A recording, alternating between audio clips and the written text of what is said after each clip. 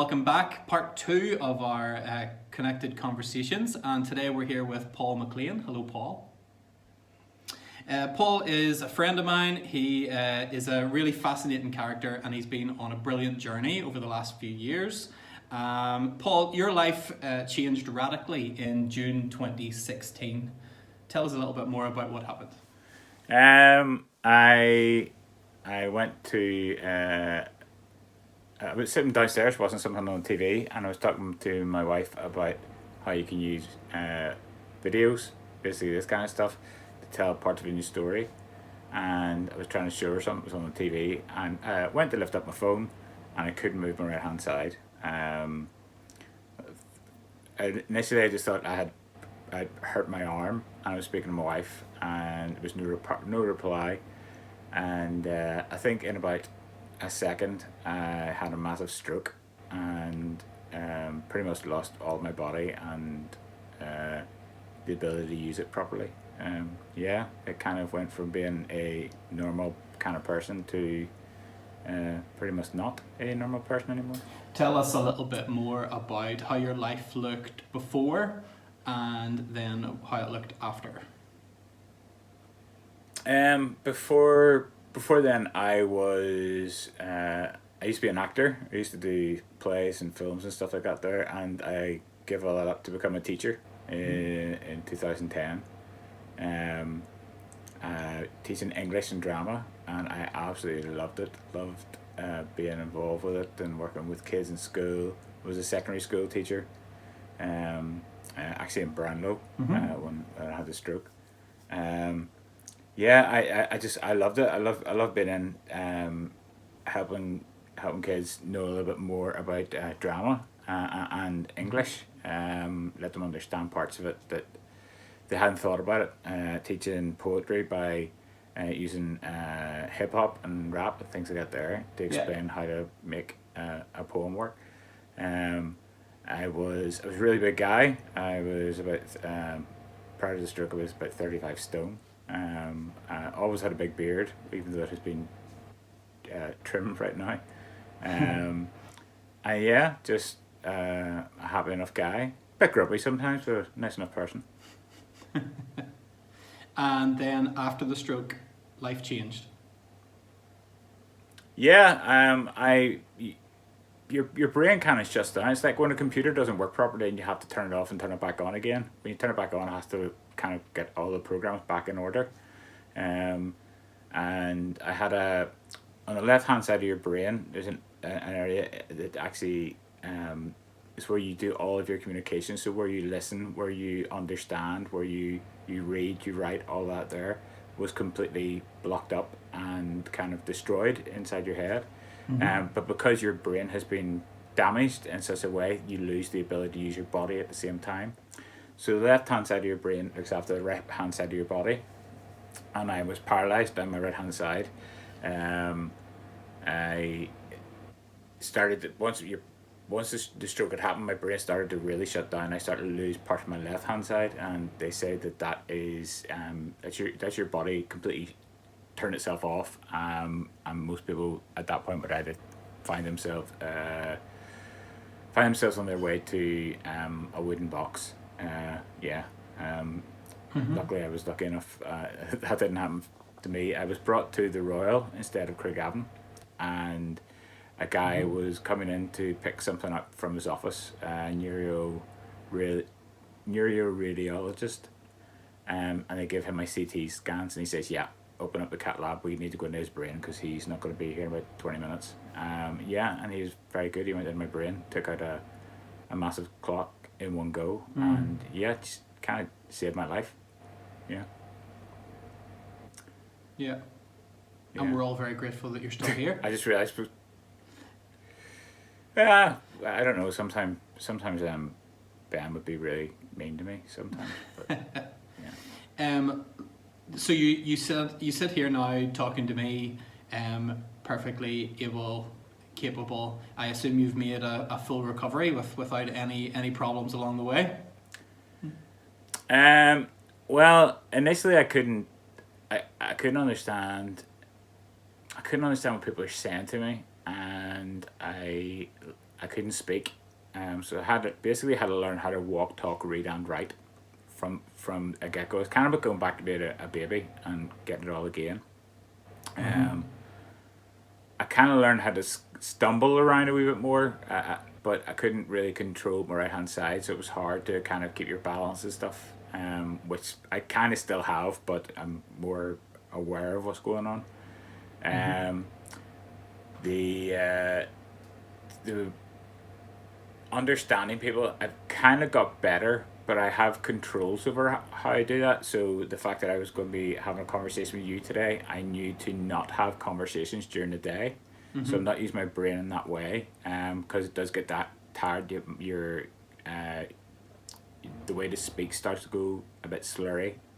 Makes people think I've had a drink. Sadly, not the case. So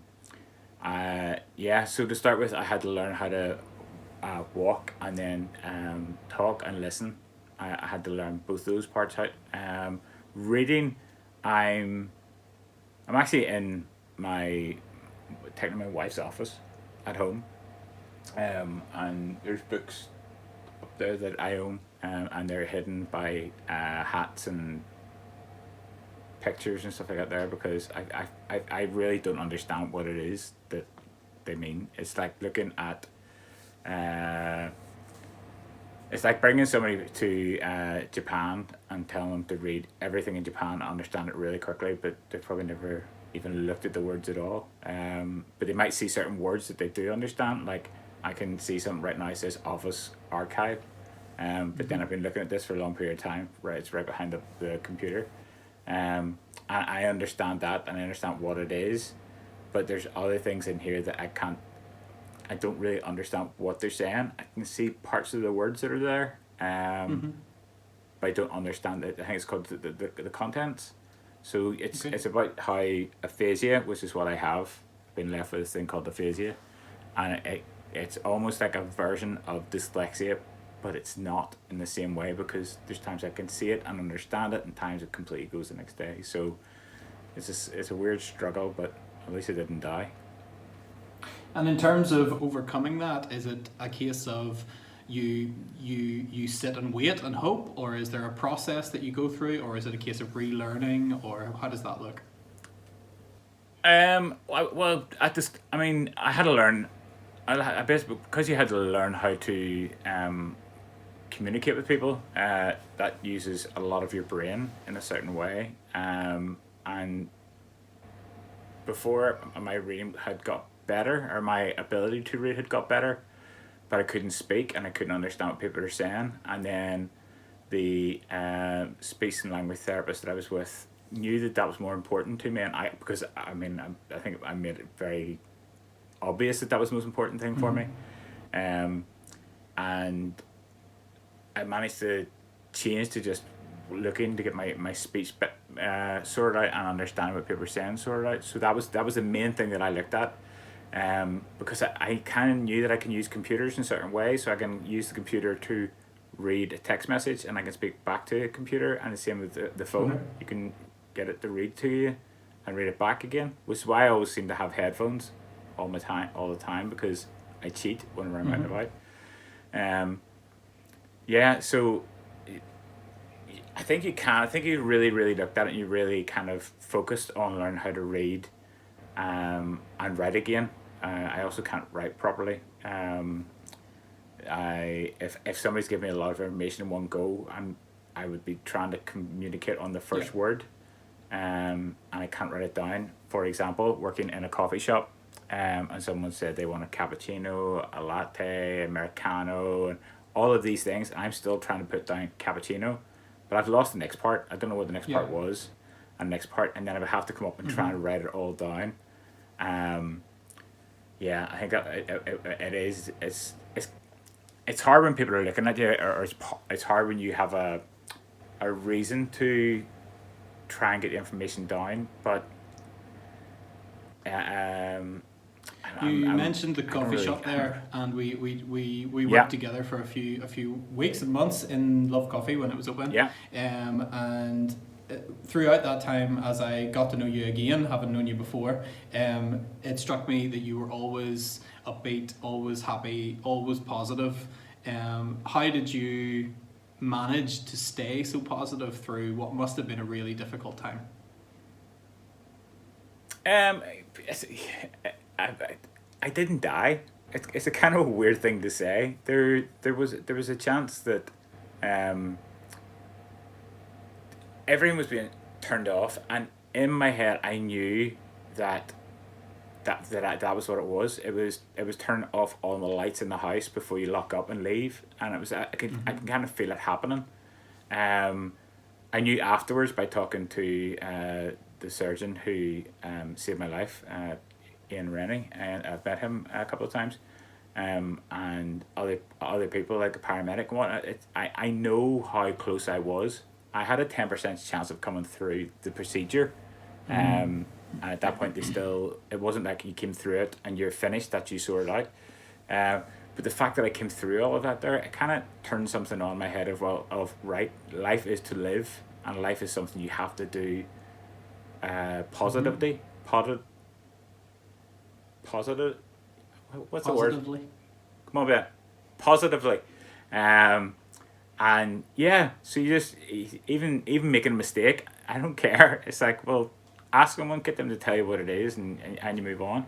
And yeah, there are times you kind of go a wee bit dope, but you have to get over that really quickly as well, because you keep going back to the same thing.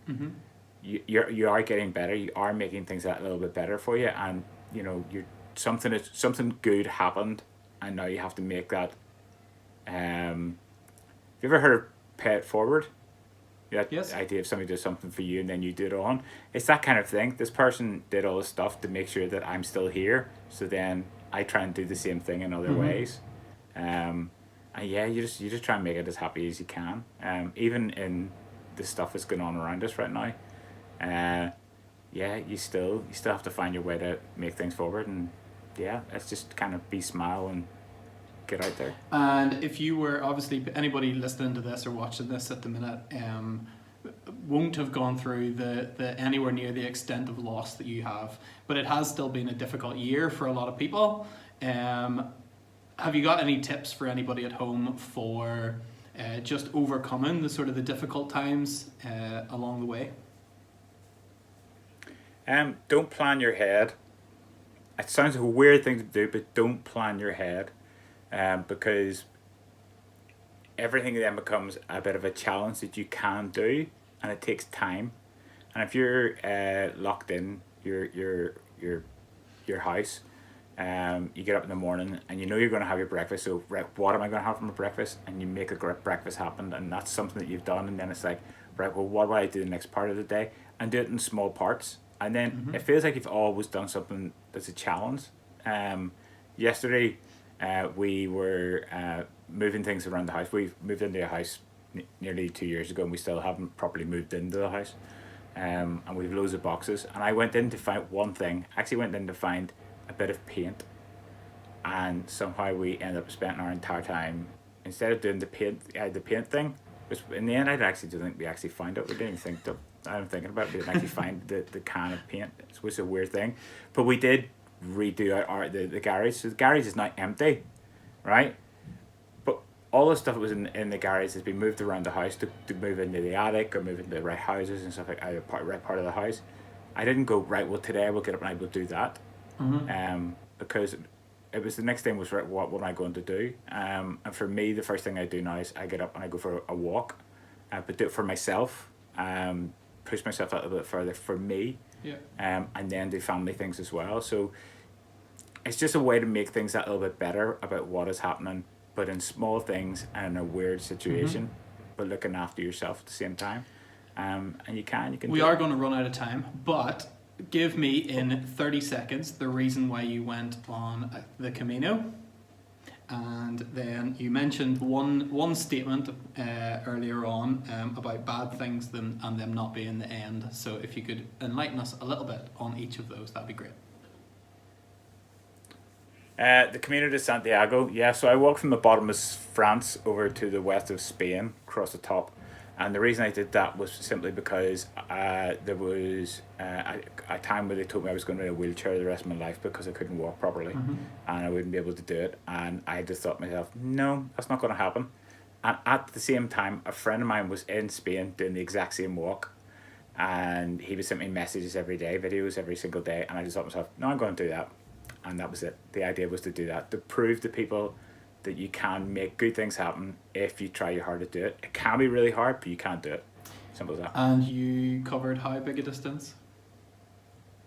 500 miles. It's 500 miles.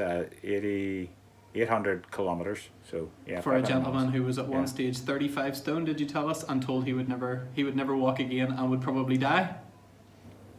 No. Pretty much, yeah. It's yeah. not bad going. So it's not.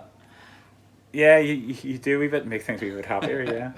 And earlier on, before we came on this call, you told me about bad things and how they aren't the end. Tell me a little bit more about that. So the idea of, I love books. Even though I can't read them, I love books. And one thing that has always been a special thing for me was that when you read a book, the first thing you think, when it's over, you go, oh, what's the next? What happens next? If it was a movie, even it's like, what happens next? What's the next part of it?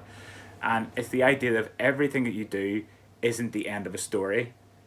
Even if it says the end, though, the Beast and Belle, they got married. But what happened? There's another part of the rest of their life. So there's always something else can happen. And anything that was bad, I thought to myself, right, this can't be the end of my story. It has to be a pause, or a new chapter, or a new a comma or a semicolon in the middle of a sentence, and that's it. It's not the end of a story. It's a pause. Something good will happen after that. You just have to go make sure it happens for you. Simple as that. An absolutely amazing insight into your life, and something for all of us to learn. Paul, it's been an absolute pleasure. Thank you so much. Thank you very much, sir. Before you go, we'd like to do 7 quick fire questions just to get a little bit more out of you, and something just to let everyone at home that might have been bored about the first bit, just to give them a take home. Yeah. So give me, for your 2020, start of 2021, give me your best new musical artist or album.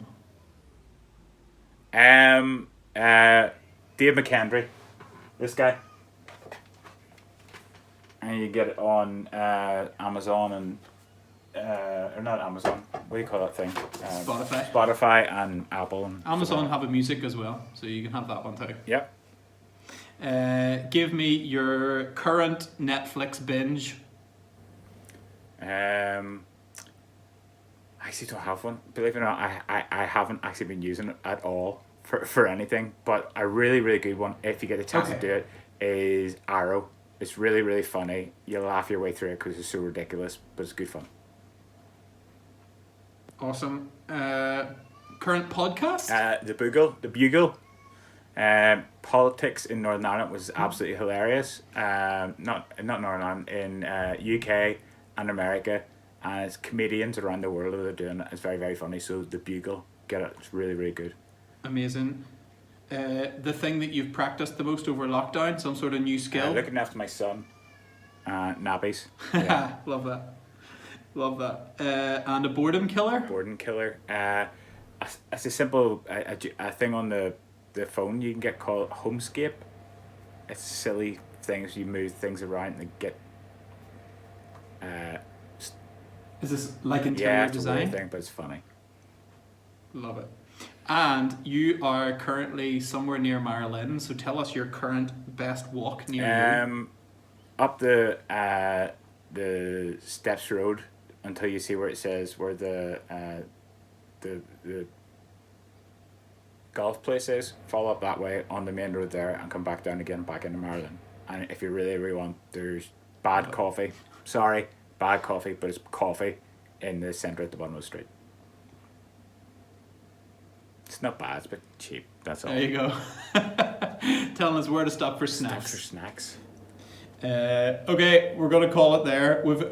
I promised you you'd do 8 minutes, and you've done 10. So thank you so much. I'm gonna have to get a little bit of extra budget into the money there, and we'll see what we can sort you out with here afterwards. But thank you so much, Paul. Take it easy. And we'll speak to you soon. Bye.